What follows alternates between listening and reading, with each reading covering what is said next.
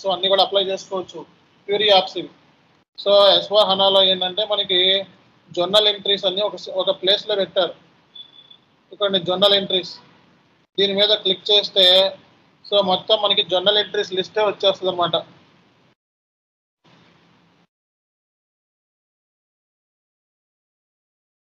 ఓకేనా. సో ఇక్కడ మనకి ఇన్కమింగ్ ఇన్వాయిస్ అయినా అవుట్ గోయింగ్ ఇన్వాయిస్ అయినా అన్ని ఇక్కడి నుంచే పోస్ట్ చేసుకోవచ్చు. ఓకే, పోస్ట్ అక్విజిషన్ ఇవన్నీ ఇక్కడ ఇచ్చాడు చూడండి మనకి.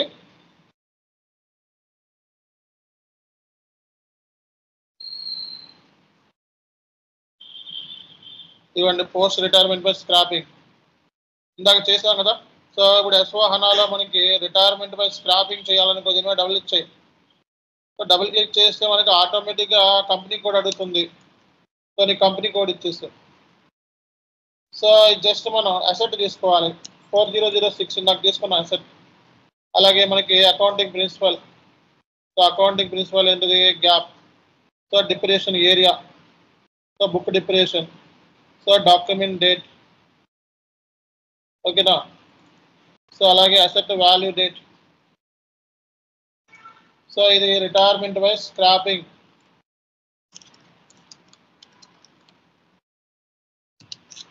ఓకే. సో ఇప్పుడు మనకి ఆప్షన్స్ ఉన్నాయి. డేటా ఇచ్చేసిన తర్వాత పార్షియల్ రిటైర్మెంట్ అయితే పార్షియల్ రిటైర్మెంట్ ఒక 20,000 నేను సో రిటైర్మెంట్ చేస్తున్నాను, రిటైర్మెంట్ చేసుకోవచ్చు. ఇక్కడ కరెంట్ ఇయర్ అక్విజిషన్ అని ఉంటుంది. ఓకేనా. సో కరెంట్ ఇయర్ అక్విజిషన్ అంటే సేమ్ అనమాట. దాంట్లో ఏమైతే స్క్రీన్ ఉందో ఇందులో కూడా అదే స్క్రీన్ ఉంది. సో నెక్స్ట్ మనం ఏం చేయొచ్చు, మనం సిమ్యులేట్ చేసుకోవచ్చు. సిమ్యులేట్ చేస్తే అసెట్ రిటైర్మెంట్ సంబంధించి లాస్ వచ్చింది మనకి. ఓకే, ఇది ఆటోమేటిక్గా బ్యాక్ ఎండ్లో మేము జిఎల్స్ని బ్యాక్ ఎండ్లో కన్సల్టెంట్స్ అసైన్ చేస్తారు. బ్యాక్ ఎండ్లో ఇవన్నీ అక్కడి నుంచే పిక్ అవుతాయి మొత్తం. ఓకేనా. సో ఇప్పుడు మనకి పోస్ట్ చేస్తే పోస్ట్ కూడా అయిపోయింది.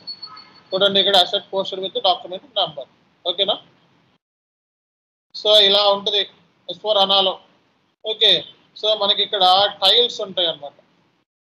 సో ఏముంటాయండి ఇక్కడ టైల్స్ ఉంటాయి మనకి. సో ఎస్వా హనాలో మనకి సో కాన్సెప్ట్ అంతా కూడా టైల్స్లో ఉంటుంది మొత్తం.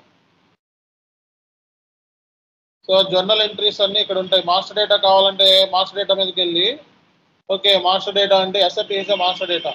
అసెట్ క్రియేషన్ కూడా ఇందులో చేసుకోవచ్చు మీరు. అర్థమైందా. సో ఎస్వా హనాలో మనకి ఈ టైల్స్ అనమాట. ఎన్ని టైప్స్ ఆఫ్ టైల్స్ ఉంటాయి మనకి, ఎన్ని టైప్స్ ఆఫ్ యాప్స్ ఉంటాయి ఎస్వా హనాలో. ప్యూరీ యాప్స్ 2.0 అని చెప్పండి ఎంట్రీలో. 2.0 వర్షన్ 2.0 వర్షన్. అదే మనకి 3.0 వచ్చేటప్పుడు కొత్త వర్షన్ రిలీజ్ అవుతుంది. మార్కెట్లో ఆల్రెడీ కొన్ని కంపెనీస్ యూజ్ చేసినట్టున్నాయి. సో ఇందులో నుంచే మనకి అసెట్ క్రియేషన్ బ్లాక్ అన్ని ఇందులో చేసుకోవచ్చు. డిలీట్ అన్ని చేసుకోవచ్చు. Create display asset just tiles అనమాట. సో ఎస్వా హనాలో మనకి ఎన్ని టైప్స్ ఆఫ్ యాప్స్ ఉన్నాయన్నా, analytical apps, fact sheets, transactional apps. రాసుకోండి, transactional apps, analytical apps, fact sheets. So analytical apps, transactional apps, అలాగే ఫ్యాక్ట్ షీట్స్ అని ఉన్నాయి. సో ఇప్పుడు ఏదైనా అసెట్ని ఎస్వా హనాలో క్రియేట్ చేయాలనుకోండి, దీని మీద క్రియేట్ మీద క్లిక్ చేస్తే సో ఆటోమేటిక్గా మనకి సిస్టంలో చూపిస్తుంది. చూడండి ఇక్కడ అసెట్ క్లాస్ తీసుకోవాలి. ఇందాక అసెట్ క్లాస్ ఏం తీసుకున్నా నేను. సో ఇక్కడ చూపిస్తున్నది చూద్దాం. అసెట్ క్లాస్ చూపిస్తుంది ఇక్కడ. ఫర్ ఎగ్జాంపుల్ నేను అసెట్ క్లాస్ మన కంపెనీ కోడ్తో ఇక్కడ 4001 మనం తీసుకున్నది 4001. ఓకే కాదు అసెట్ క్రియేషన్, అది అసెట్ ఇది అసెట్ క్లాస్ రెండింటి తేడా రాంగ్ ఇది. ఓకే ఒకసారి చూద్దాం. అసెట్ క్లాస్ నేను అందాక ఇది చేసేటప్పుడు 400 కాదు REP4. Okay asset class REP4 అంటే ఫర్నిచర్ సంబంధించి. సో ఇప్పుడు మనకి ఫర్నిచర్ 5 క్రియేట్ చేద్దాం అనుకుంటున్నాం. సో ఇక్కడ ఫర్నిచర్ని ఇచ్చేసేయండి. ఓకే సో ఇక్కడ ఫర్నిచర్ క్యాపిటలైజేషన్ డేట్ అడుగుతుంది. సో ఇక్కడ అసెట్ టెస్ట్ అడుగుతుంది. Capitalization mandatory పెట్టినట్టున్నారు.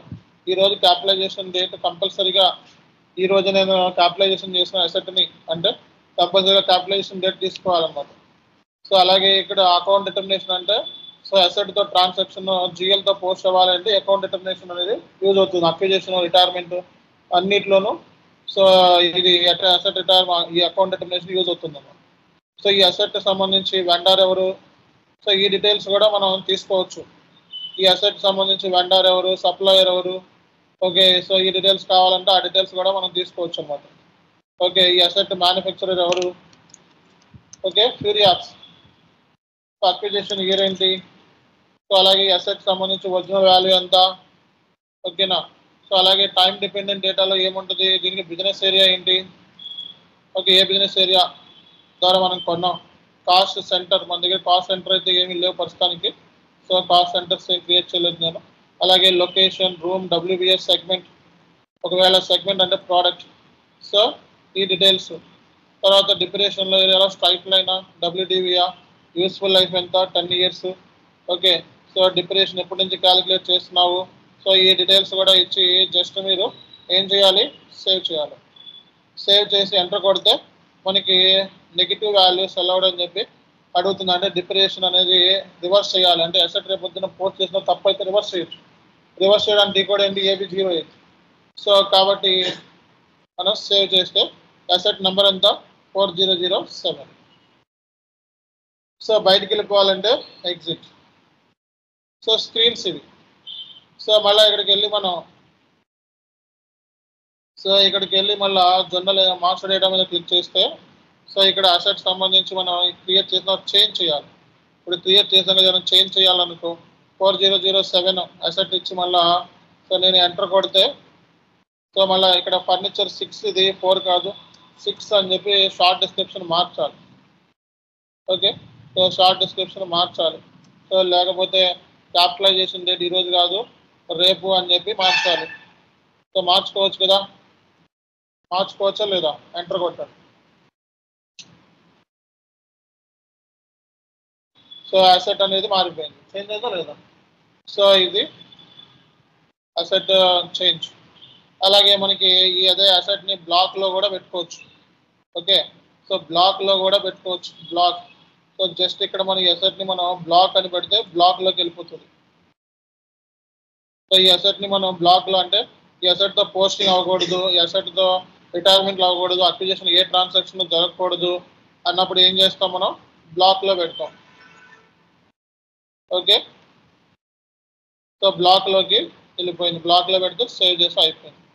సో అలాగే ఈ అసెట్ని కావాలనుకుంటే మనం డిలీట్ కూడా చేసుకోవచ్చు ఎస్ఏపీలో.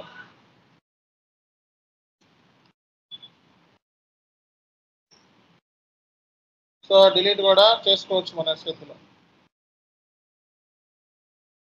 ఓకే. డిలీట్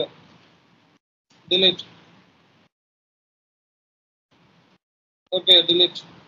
సో అసెట్ని మనం డిలీట్ కూడా చేసుకునే ఫెసిలిటీ ఉంది. 4007లోకి వెళ్ళి ఈ అసెట్ని మనం do not delete asset, physically delete asset, ఫిజికల్గా డిలీట్ అసెట్ సెలెక్ట్ చేసుకొని డిలీషన్ మనం సేవ్ చేసుకుంటాం. ఓకేనా. డిలీషన్ పాసిబిలిటీ లేదంట, you can delete asset sub number, you cannot mark for deletion. Okay. Asset deletion one of the reason. So ఇది mark for deletion అంటే capitalization rate was set manually in asset master. The system only allows deletion inactive assets. Okay.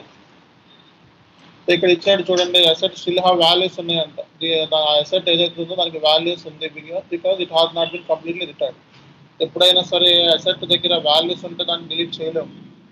Asset value లేనప్పుడే delete చేయొచ్చు. జిఎల్లో deletion చేయొచ్చు, GL deletion చేయొచ్చు ఎప్పుడు, జిఎల్లో values లేనప్పుడు. జిఎల్లో values ఉంటే delete చేయగలవా, చేయలేవు. సో ఇది కాన్సెప్ట్ ఫ్యూరీ యాప్స్. అందరికి అర్థమైంది కదా, right. Thank you very much. See you next class.